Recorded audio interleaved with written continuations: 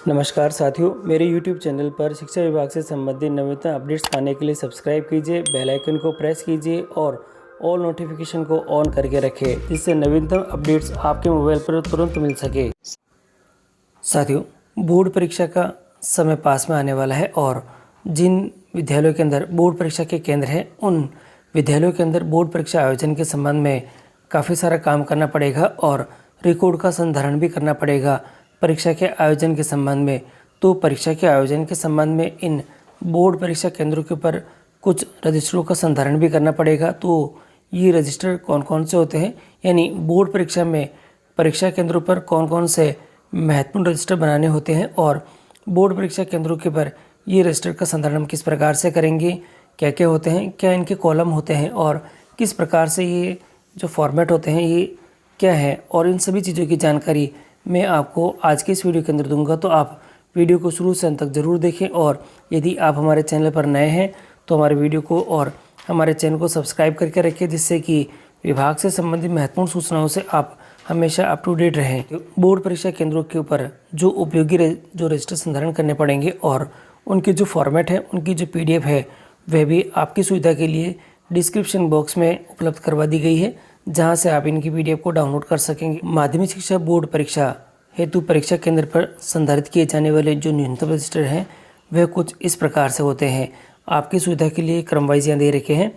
प्रश्न पत्र अलमारी खोलने और बंद करने संबंधी रजिस्टर आपको बनाना होगा। वीक्षक ड्यूटी पूर्व सूचना का रजिस्टर आपको बनाना होगा। वर्ण मोहर का रजिस्टर आपको बनाना होगा और आंतरिक उड़न दस्ता रजिस्टर आपको बनाने होंगे। प्रवेश पत्र नहीं लाने वाले विद्यार्थियों की सूचना का एक रजिस्टर आपको बनाना होगा और प्रश्न पत्र खोलने के साक्षी के हस्ताक्षर का एक रजिस्टर और संधारित करना होगा और परीक्षार्थी अनुपस्थिति रजिस्टर ये बनाना होगा। और परीक्षा केंद्र साथियों, परीक्षा कक्षवार जो प्रश्न पत्र लिखा है उसका रजिस्टर बनाना होगा और परीक्षा केंद्रवार जो प्रश्न पत्र लिखा है वह आपको यहाँ पे बनाने होंगे। और इसी क्रम के अंदर आप यहाँ देखेंगे तो 10वें नंबर के ऊपर परीक्षा कक्षवार उत्तर पुस्तिका लेखा आपको बनाना पड़ेगा और परीक्षा केंद्रवार उत्तर पुस्तिका का लेखा भी आपको बनाने के लिए रजिस्टर का संधारण करना पड़ेगा। और 12वें नंबर पर आपके उत्तर पुस्तिका संग्रहण केंद्र पर ले जाने वाले कार्मिक से जो प्राप्ति रजिस्टर है वह बनाने होंगे। और 13वें नंबर पर उत्तर पुस्तिकाओं के साथ संग्रहण केंद्र पर भेजे जाने वाला रजिस्टर, इसका संधारण करना पड़ेगा और आगंतुक रजिस्टर है यह भी बनाना पड़ेगा। और इसी के साथ ही प्रश्न पत्र सुरक्षा हेतु जो ड्यूटी रजिस्टर है, यदि प्रश्न पत्र परीक्षा केंद्र पर रखे गए हो तो ये भी बनाने पड़ेंगे। और समेकित वीक्षण ड्यूटी रजिस्टर बनाना पड़ेगा और वीक्षक द्वारा विद्यार्थी की गहन तलाशी लिए जाने वाले प्रमाणीकरण के संबंध में रजिस्टर का बनाना होगा और समेकित वीक्षण ड्यूटी रजिस्टर आपको बनाने पड़ेंगे और बाहरी कर्मचारियों को उपस्थित रजिस्टर आपको बनाना पड़ेगा। तो ये सभी 17 प्रकार के रजिस्टर हैं आपके और ये सभी आपको बनाने होंगे। अब मैं आपको क्रम से एक एक करके जो महत्वपूर्ण जो रजिस्टर है उनके जो फॉर्मेट है वे किस प्रकार से होंगे वो बता देता हूँ। साथियों, ये पहले प्रकार के रजिस्टर के कॉलम है और इसमें बता रखा है सबसे पहले आपको यहाँ पर दिनांक वार जो पारी है वह लिखनी पड़ेगी और विषय आपको यहाँ लिखना पड़ेगा किस विषय की जो एग्ज़ाम है वह है और इसमें जो प्रयुक्त वर्ण मोहर है वह कौन सी लगानी है आपको। तो वर्ण मोहर के बारे में आपको यहाँ पे इंदराज करना पड़ेगा और जो परीक्षा प्रभारी है वह यहाँ पे हस्ताक्षर करेंगे और केंद्राधीश के हस्ताक्षर ये होगी। तो ये वर्ण मोहर जो प्रयुक्त जो वर्ण मोहर है एग्जाम के अंदर उससे संबंधित जो फॉर्मेट है ये दे रखा है। अगला फॉर्मेट आपके सामने जो दिखाई दे रहा है ये है इस प्रकार से। तो इसमें दे रखा है दिनांक और समय यहाँ है, विषय आपको यहाँ करनी है, परीक्षार्थियों की संख्या आपके पास कितनी है वह लिखनी है और वीक्षक, पर्यवेक्षक और रिजर्व कौन कौन है और कुल कितने योग हैं और केंद्र अधीक्षक के आपके यहाँ पे हस्ताक्षर करने पड़ेंगे। तो ये फॉर्मेट है, आप इसको भी ध्यान से देख लें। और अगला जो फॉर्मेट है वो उत्तर पुस्तिकाओं की संख्या जिसका परीक्षक जो है वह वार पैकेट तैयार करके जाएंगे और मैं अनुपस्थित छात्रों की, तो यहाँ इसमें दे रखा है दिनांक है, परीक्षा का जो नाम है और विषय है, यहाँ उत्तर पुस्तिकाओं की संख्या जिसका परीक्षक वार पैकेट तैयार किया गया है और मैं अनुपस्थित छात्र संख्या के साथ,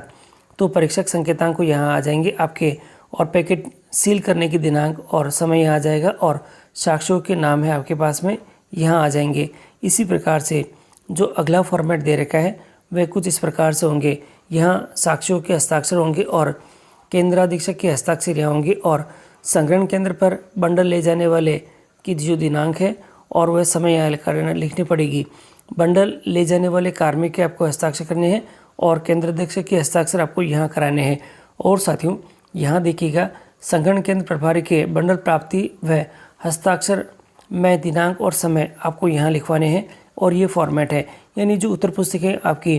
जो बंडल लेके आप संग्रहण केंद्र पर जमा कराएंगे उससे संबंधित ये रजिस्टर है। और इसके बाद अगला जो फॉर्मेट दे रखा है वह कुछ इस प्रकार से है। संग्रहण केंद्र पर बंडल ले जाने वाले के जो संबंध में जो डिटेल है वह है, साक्षियों के हस्ताक्षर है, केंद्राधीक्षक के हस्ताक्षर यहाँ पे कराने हैं। संग्रहण केंद्र पर बंडल ले जाने वाले की दिनांक है, बंडल ले जाने वाले के हस्ताक्षर है और लौटन जो वो वापस अपने विद्यालय के अंदर लौटेंगे तो लौटने का समय आपको यहाँ पे मेंशन करना है और केंद्राधीक्षक के हस्ताक्षर आपके यहाँ हो जाएंगे। इसी के साथ ही जो अगला फॉर्मेट हमारा दे रखा है वह कुछ इस प्रकार से है, आपकी स्क्रीन पे दिखाई दे रहा है। यहाँ पे जो मुख्य उत्तर पुस्तिकाएँ हैं, जो क्रम संख्या है उनकी डिटेल के बारे में है, दिनांक, कमरा नंबर, जो कौन से कमरे नंबर पर और जो उस शिक्षक का जो नाम क्या है और मुख्य जो उत्तर पुस्तिकाएँ हैं वह कौन से क्रम से का जो क्रम है, क्रम संख्या से क्रम संख्या तक जो जारी की गई उसका आपको सीरीज नंबर लिखना है, कुल कितनी जारी की गई है इस कमरा नंबर के अंदर और मुख्य उत्तर पुस्तिकाएँ प्रयोग में कुल कितनी आई है और मुख्य उत्तर पुस्तिकाएँ वापस क्रम संख्या से कुल कितनी वापस प्राप्त हुई है वह, और हस्ताक्षर वीक्षक के कराने हैं, हस्ताक्षर परीक्षा प्रभारी के कराने हैं और हस्ताक्षर केंद्राधीक्षक के कराने हैं। तो ये भी फॉर्मेट आपको तैयार करके रखना होगा। अगला जो फॉर्मेट है वह आपके जो अनुपस्थित परीक्षार्थियों के नामांकन के संबंध में है। तो यहाँ कमरा नंबर दे रखा है, दिनांक व समय है और विषय आपको यहाँ लिखना है और उस विषय के अंदर जो परीक्षार्थी अनुपस्थित रहे उनके रोल नंबर आपको यहाँ पे लिखने हैं और कमरेवार अनुपस्थित परीक्षार्थियों की संख्या का योग आपको लिखना है। जैसे कमरा नंबर ये 1 है तो 1 में कुल कितने अनुपस्थित है, मान लेते 2 है तो 2 यहाँ पे करने हैं और दोनों के रोल नंबर आपको यहाँ मेंशन करने हैं, शिक्षक के नाम और हस्ताक्षर कराने हैं और हस्ताक्षर केंद्राधीक्षक के आपको यहाँ पे कराने हैं। और अगला जो फॉर्मेट दे रखा है वह कुछ इस प्रकार से है। साथियों ये जो है हमारे पास में जो मुख्य उत्तर पुस्तिकाओं के संबंध में दे रखा है, तो यहाँ दे रखा है यानी हमें जो कुल कितनी उत्तर पुस्तिकाएँ प्राप्त हुई है, कितनी शेष रही है और विषयवार जो काम में ली गई उसकी डिटेल के बारे में।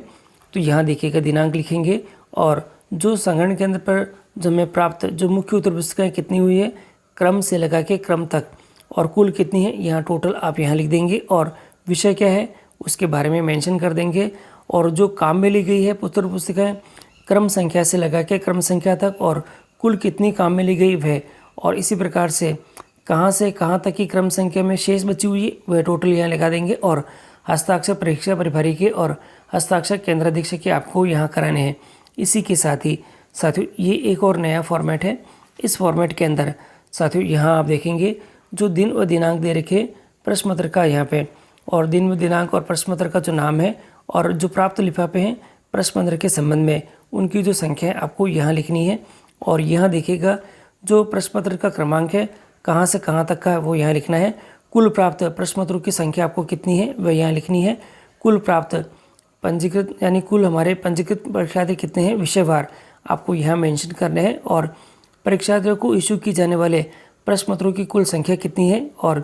परीक्षक को भेजे जाने वाले प्रश्न पत्रों की संख्या कितनी वो यहाँ मेंशन करने हैं। और यहाँ पे कुल प्रयुक्त जो प्रश्न पत्र है कॉलम नंबर 6 और 7 इन दोनों का जो योग है वह आपको यहाँ लिखना है और शेष बचे प्रश्न पत्रों की संख्या का क्रमांक आपको यहाँ पे लिखना है और हस्ताक्षर यहाँ पे केंद्राधीक्षक कराने। और यहाँ आपको इस हिसाब से जो जिस दिन आपके एग्ज़ाम होंगे उसके हिसाब से यहाँ पे ये कॉलम आपको मेंशन करके रखने हैं। और इसी के साथ ही अलमारी खोलने और बंद करने का रजिस्टर का संधारण करना है। परीक्षा केंद्र का नाम लिखना है, फ़ोन नंबर, मोबाइल नंबर, केंद्राधीक्षक कौन है, अतिरिक्त केंद्राधीक्षक कौन है ये नाम लिखने हैं, पेपर कोऑर्डिनेटर कौन है और थाना कौन सा है जहाँ लिखा है या जो नोडल विद्यालय जहाँ प्रश्न पत्र रखे गए हैं वहाँ आपको यहाँ पे मेंशन करना है। और प्रश्न पत्रों के पैकेट अलमारी में रखने की जो दिनांक है वह आपको यहाँ करनी है और केंद्राधीक्षक और अतिरिक्त केंद्राधीक्षक, हस्ताक्षर पेपर कोऑर्डिनेटर और थानाधिकारी की जो प्रतिनिधि है या उनके साइन करवाने हैं। जैसे क्रम संख्या है, दिनांक है और खोलने का जो समय है, प्रश्न पत्र यानी अलमारी खोलने का समय है यह लिखना है, प्रश्न पत्र निकालने कितने हैं और उसकी संख्या यानी ये विषय क्या है, प्रश्न पत्र किसका है, प्रश्न पत्रों की जो संख्या कितनी है, पैकेटों की संख्या कितनी है, और अलमारी बंद करने का समय क्या है, और वापस सभी के हस्ताक्षर यहाँ पे हो जाएंगे। तो ये सभी फॉर्मेट है साथियों आपकी सुविधा के लिए, और ये सभी जो उपयोगी फॉर्मेट है इन सभी का जो PDF है वह उस PDF का जो लिंक है वह मैं डिस्क्रिप्शन बॉक्स में दे रहा हूँ, जहाँ से आप आसानी से इनको यहाँ से डाउनलोड कर सकते हैं।